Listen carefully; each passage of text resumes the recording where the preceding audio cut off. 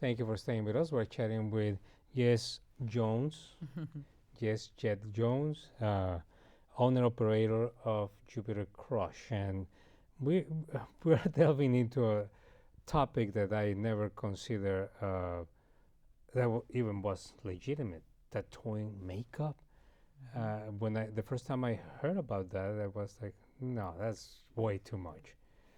But the applications you're mentioning are totally legitimate and perfectly understanding Yes. why the need for that is. Yeah. You started to talk about when you go to a makeup artist, it's important to check them out first. Correct. Check their credentials. Extremely important. It's literally the most important thing. Because I know that makeup has a lifespan, right? Yeah. It's not that you can buy one and don't use it that often and you can keep it for 3-4 years. Mm. Is that Well, with permanent makeup, it's good to keep up with it. It is a commitment in its own way because you should get touch-ups every couple of years or so, depending on the type of service that you get. But again, yeah, super important. I do a lot of corrective work at my business.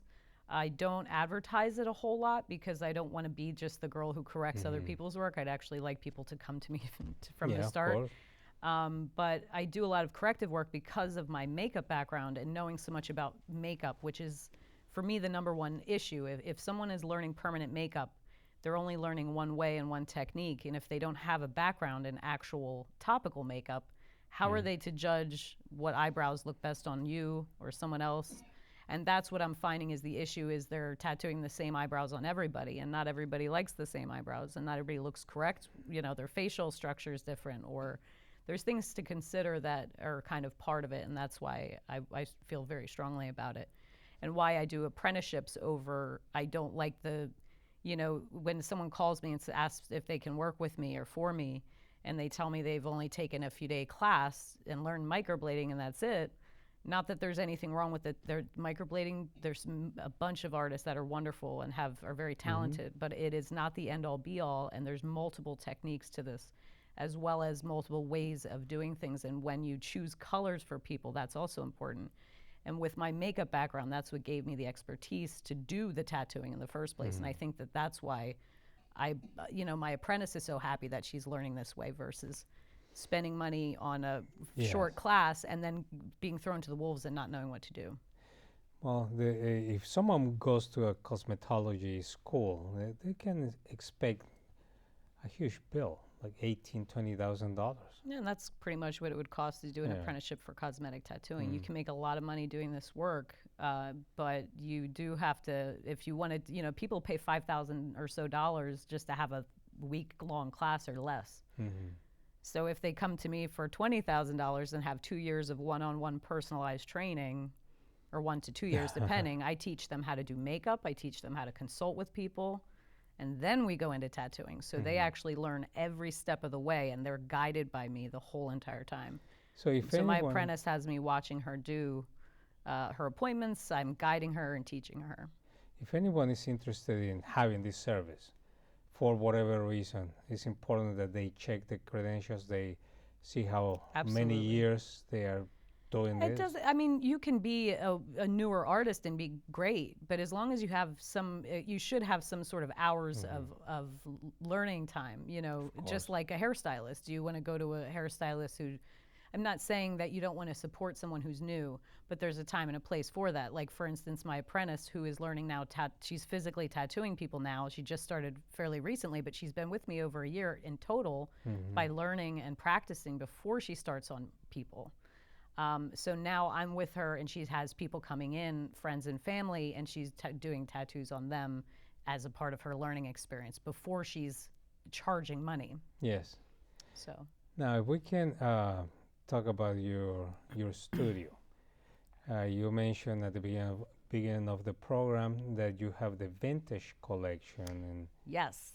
Tell me about it. Yes, I have a wonderful collection of antiques, jewelry, vintage jewelry, posters, magazines. I also have local artists making, beautiful things like purses and scarves and bracelets and all kinds of things. as well as even paintings on the wall that are for sale as well. So I'm having an open house at my shop for December 14th Okay. from 1 to 6 p.m. And then I'm also giving, I'm running a special for gift certificates for the rest of the year. And that's going to be for if you spend 200 or more on a permanent makeup service, or excuse me, 200 or more on a gift certificate, you get $100 off of a permanent makeup service. So that's only for permanent makeup. And then so during this open house, I'm giving away 10 $200 off certificates for the people who spend $25 or more on retail or any of my vintage items. Well, that's So that's an awesome deal, because if somebody wants to, their wife or somebody wants to get their eyebrows done, they can spend $25, buy them a couple pieces of jewelry, and slip a $200 gift certificate into their card. So it's a great deal. But there's only 10. If you need more information, all the pertinent data is right on your screen. And one more time, the date of the... December 14th, there's a Facebook invite. They can go to Jupiter Crush on Facebook. There's information on my Instagram, which is Jupiter Crush Stylist, or Jupiter Crush Shop. And they can see the information there, and there'll be pictures and things of some of the items that I have available for sale and everything else. Wow, that's great. And one more time, what advice you have for a young person? Because now makeup artists are men and women. There's no gender exclusivity.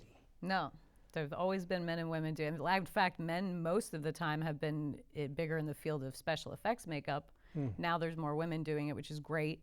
Yeah, men and women have been doing makeup for forever. Actually, since the beginning of Hollywood time, there's lots of male makeup artists that are famous and stuff like that. But so what advice you have for a person who is trying to get into the field?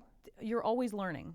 I'm always learning. I'm a teacher, and I love teaching people, but I'm always learning something new all the time. I'm always paying attention to what's going on, learning different styles, even if I'm not into it, and I love what I do.